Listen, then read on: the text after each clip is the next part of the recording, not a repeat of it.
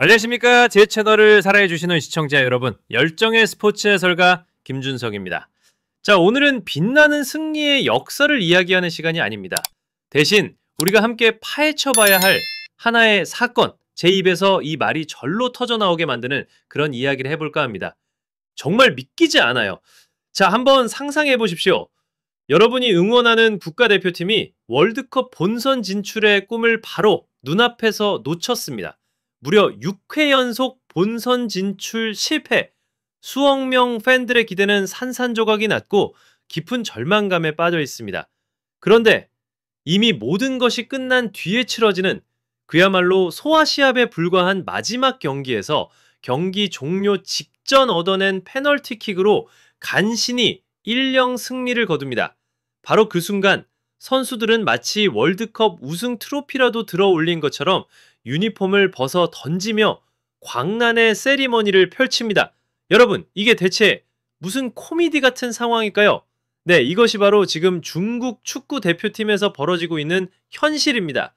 초라한 현실을 덮으려는 필사적인 몸부림인지 아니면 정말 상황 파악을 못하는 것인지 오늘 저 김준석과 함께 이 기이한 세리머니 속에 숨겨진 중국 축구의 민낯을 낱낱이 파헤쳐 보겠습니다. 자, 그럼 이 모든 논란의 시작점으로 함께 가보시죠.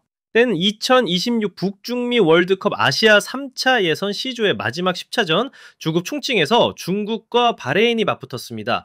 하지만 이 경기는 사실상 중국에게 아무런 의미가 없는 경기였습니다. 왜냐고요? 바로 직전 경기에서 인도네시아에게 충격적인 패배를 당하며 본선 진출이 완전히 좌절됐기 때문입니다. 여러분, 이번 월드컵부터 본선 진출국이 48개국으로 늘었습니다. 아시아에 배정된 티켓만 무려 8.5장이에요. 그야말로 문이 활짝 열린 겁니다. 그런데도 중국은 6회 연속 본선 무대를 밟지 못하게 된 겁니다. 이보다 더 좋은 기회가 있었을까요? 팬들의 상실감은 이루 말할 수 없었겠죠. 그 말과 그런 참담한 분위기 속에서 5만여 명의 홍관중이 지켜보는 경기는 예상대로 지루하게 흘러갔습니다. 양팀 모두 이렇다 할 공격 없이 0대0의 균형이 이어지던 후반 추가 시간, 그때 기적처럼 페널티킥이 선언됩니다. 키커로 나선 선수는 삼각살의 신의 왕이둥, 침착하게 골을 성공시킵니다. 바로 이 장면입니다. 문제의 장면. 그는 유니폼을 벗어던지며 포효했고 불필요한 옐로 카드를 받았습니다. 조 최하위를 겨우 면하게 해준 그저 그런 골 하나의 말입니다. 물론 삼갈살 선수의 A매치 데뷔골, 개인적으로는 박수받을 일입니다. 하지만 마치 나라 전체를 구한 영웅처럼 행동하는 건 정말이지 알구 소리가 절로 나옵니다. 그리고 바로 이 순간이 자국 팬들로부터 엄청난 비난의 화살을 맞게 되는 서막이었습니다. 자, 이 어이없는 세리머니 자체보다 더 흥미롭고 더 깊이 분석해봐야 할 지점은 바로 그 이후에 벌어진 관계자들의 반응입니다. 저는 이것을 명분과 현실의 전쟁이라고 부르고 싶습니다. 한쪽에서는 어떻게든 실패를 포장하려 하고 다른 한쪽에서는 냉정한 현실을 직시하고 있죠. 고노에스 첫 번째 일회 때 감독의 자화자찬입니다. 브랑코 이반코비치 감독 기자회견에서 뭐라고 했는지 아십니까? 정말 멋진 경기였다. 매우 기쁘고 만족스럽다고 했습니다. 그는 선수들의 정신력을 칭찬했고 특히 영겟8살 왕이둥이 페널티킥을 책임진 배짱과 책임감을 느꼈다고 극찬했죠. 표면적으로는 그럴싸하게 들립니다. 그렇죠? 어린 선수에게 용기를 북돋아 주는 것. 하지만 여러분, 이게 말이 된다고 생각하십니까? 이미 월드컵 탈락이 확정된 뒤에 약체 바레인을 상대로 홈에서 경기 내내 밀리다가 간신히 얻어낸 1-0 승리를 두고 멋진 경기라니요. 물론 이적 14살 어린 선수가 중압감 속에서 페널티킥을 책임진 그 배짱은 칭찬할 수 있습니다. 하지만 감독의 역할이 거기서 끝나면 안 되죠. 이것은 과연 선수를 향한 순수한 격려일까요? 아니면 6회 연속 본선 진출 실패라는 처참한 성적표를 어떻게든 포장하고 비난의 화살을 다른 곳으로 돌리려는 자기 변명과 책임 회피는 아니었을까요? 저는 후자 쪽에 더 무게를 두고 싶습니다. 두 번째, 희망 고문에 가까운 언론의 어설픈 희망가입니다. 껌독이 이렇게 나오니 언론도 장단을 맞추기 시작합니다. 신화스포츠는 실패 속 작은 위안이라며 이번 승리를 미화했고 소후닷컴은 왕이둥을 새로운 10번이라 칭하며 젊은 세대가 중국 축구의 미래를 이끌 것이라고 희망을 노래했습니다. 여러분, 희망은 중요합니다. 하지만 그 희망은 현실에 발을 딛고 있어야 합니다. 가장 기가 막혔던 것은 바로 독일 축구를 본받자는 주장이었습니다. 여러분, 독일이 유로 2000에서 추락한 지 어떻게 부활했습니까? 유소년 시스템을 뿌리부터 갈아엎고 통일된 전술 철학을 만들고 검증된 지도자를 양성하는 등 그야말로 뼈를 깎는 고통 속에서 체계적인 개혁을 이뤄냈습니다. 10년이 넘는 장기적인 계획의 결과물이었죠. 그런데 지금 중국 언론이 하는 말은 무엇입니까? 그저 상부말살 선수가 데뷔골을 넣었으니 우리도 희망이 있다는 식의 막연하고 피상적인 기대뿐입니다. 이것은 진정한 희망이 아니라 아픈 현실을 직시하지 못하게 만드는 희망 고문에 가깝습니다.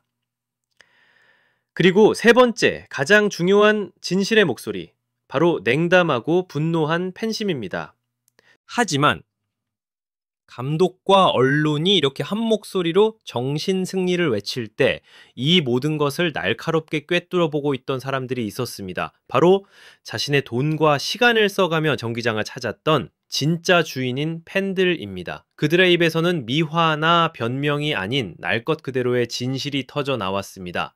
가장 많은 공감을 얻은 댓글 뭐였는지 아십니까? 누가 보면 월드컵 우승한 줄 알겠다. 그뿐만이 아닙니다. 사소한 페널티킥 하나 가지고 뭘 저렇게까지 하냐? 4차 예선도 못 가는데 그렇게 기뻐할 일이냐? 심지어 논란의 소지가 있는 PK를 선언해서 중국의 체면을 살려준 심판에게 감사드린다는 식의 자국 대표팀을 향한 냉소적인 반응까지 있었습니다. 그리고 제 가슴을 가장 아프게 했던 한마디. 다음 월드컵? 이제 흥미도 없다. 우린 그냥 실력이 부족하고 월드컵 수준이 아니다. 정말 등골이 서늘해지는 진실의 목소리 아닙니까? 관영 매체의 포장과 실제 팬심의 괴리, 이보다 더 명확할 수는 없습니다.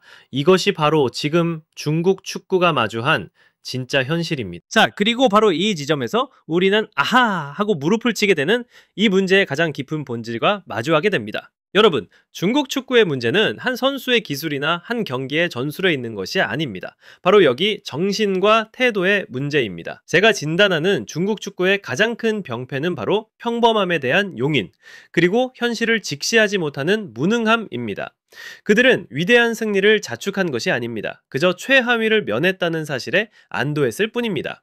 그들은 더 높은 정상을 향해 나아간 것을 기뻐한 게 아닙니다. 더 깊은 나락으로 떨어지지 않았다는 것에 스스로를 위로하고 있는 겁니다.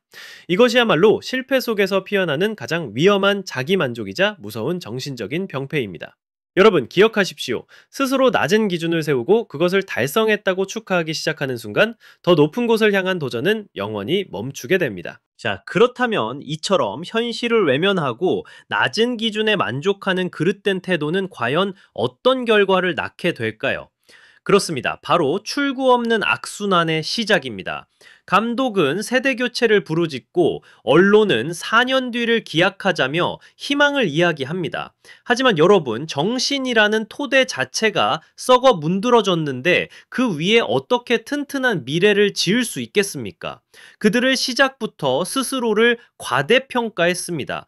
기사를 보면 그들은 일본, 호주, 사우디아라비아 같은 아시아 최강 팀들이 즐비한 조에서 버젓이 조 2위를 차지할 수 있다고 계산기를 두드리고 있었습니다. 실력에 기반하지 않은 그 자신감의 끝은 당연히 처참한 실패였죠. 그리고 그들의 꿈이 산산조각 났을 때 그들은 무엇을 선택했습니까? 문제를 뿌리 뽑기 위한 대수술이 아니라 그저 바레인전 승리라는 임시방편의 진통제를 선택한 겁니다. 이것은 근본적인 문제 해결을 막는 가장 어리석은 행동입니다. 여러분, 이건 마치 뼈가 산산조각이 났는데 그 고통을 잊으려고 그 위에 반창고 하나를 띡 붙여놓는 것과 무엇이 다릅니까? 상처는 골마 터지고 뼈는 절대로 다시 붙지 않을 겁니다. 자, 그렇다면 우리는 마침내 최종 결론에 도달하게 됩니다. 왕희종 선수의 과장된 세리머니, 이반코비치 감독의 뜬구름 잡는 칭찬, 언론의 공허한 희망가, 그리고 팬들의 싸늘한 분노, 이 모든 것은 결코 흩어진 조각들이 아닙니다. 이것들은 모두 이 축구계를 병들게 하는 하나의 고질병에서 비롯된 명백한 증상들입니다. 그 병의 이름은 바로 현실을 직시하기를 거부하는 것. 중국 축구의 가장 큰 적은 그라운드 위의 상대팀이 아닙니다. 전술의 부재도 막대한 자본의 부족도 아닙니다. 그들의 진짜 적은 바로 내부에 있습니다. 그 적은 바로 이만 하면 됐다는 위험한 자기 기만이자 스스로 말도 안 되게 낮은 기준을 설정하고는 그것을 달성했다고 스스로를 칭찬하는 한심한 행태 그 자체입니다.